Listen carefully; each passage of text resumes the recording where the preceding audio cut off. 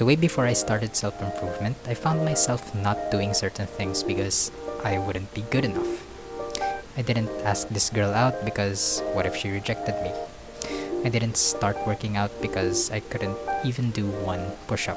But then when I started self-improvement, I still found myself doing the same thing. I realized that I might fail doing the activity, and so I just procrastinate all day until the consequences weigh more than my perfectionism. It was affecting my consistency a lot until I realized and did these 3 things.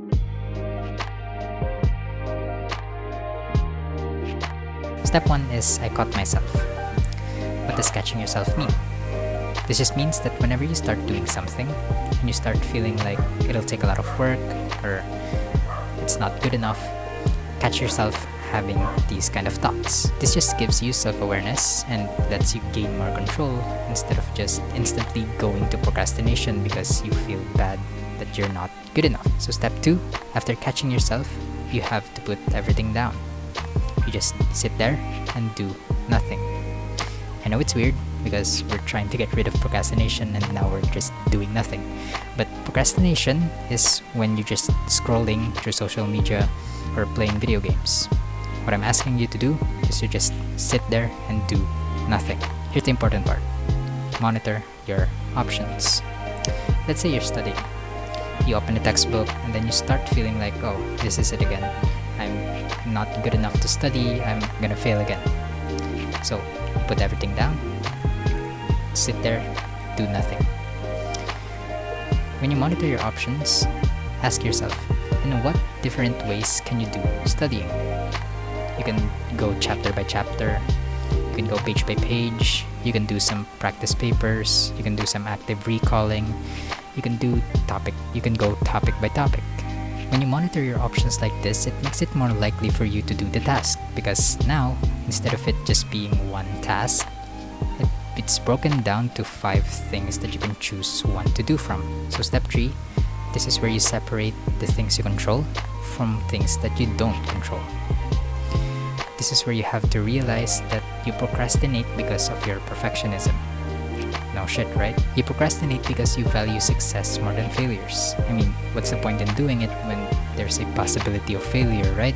And we know that this kind of thinking is flawed because what's to say that success is more valuable than failure? Sure, when you succeed in doing the thing, you gain a lot and you learn a lot. But you can learn a lot from failures as well, and I would even say that the thing that gives you so much growth and progress is failure. But what the difference is between success and failures is that success feels good and failures feel bad. And so we go towards success more. But when we go towards success more, we cannot tolerate having imperfect outcomes. And so here's the thing that you kind of have to realize. Whether you succeed or fail, when you do something, you don't control it. No matter how many flowers you give, no matter how you treat this person, that does not guarantee that they'll say yes when you ask them out. No matter what workout plan you have, that does not guarantee that you'll get in shape. But what do you control?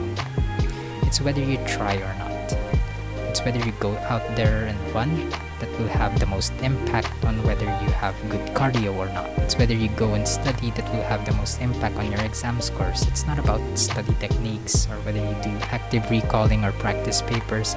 I could have the best study technique out there, but when I don't try and go to study, that's just trash. I'm currently speaking to you on camera here thinking that nobody would even watch this video, but I do it anyway because someone out there might need some help with their perfectionism, and this is what I can do to help. So I go and try anyway, even if nobody watched this video. Just do and then go on the next thing. So just a recap. So step 1, catch yourself. Catch yourself having perfectionism thoughts like, I wouldn't be good enough, it'll take a lot of work, things like that. After you catch yourself, step 2, put everything down, sit there and do nothing. Monitor your options, and then ask yourself, in what different ways can I do this thing? In what different ways can I do a push-up? I can regress, I can progress, I can make it harder, I can make it easier, things like that. And step 3, separate the things you don't control from the things that you do control. So you have to realize that whether you succeed or fail, you don't control that. But what you do control is whether you go and try or not. Whether you go and try or not will have the most impact on your desired outcome. And so, I want you to do me a favor. Live.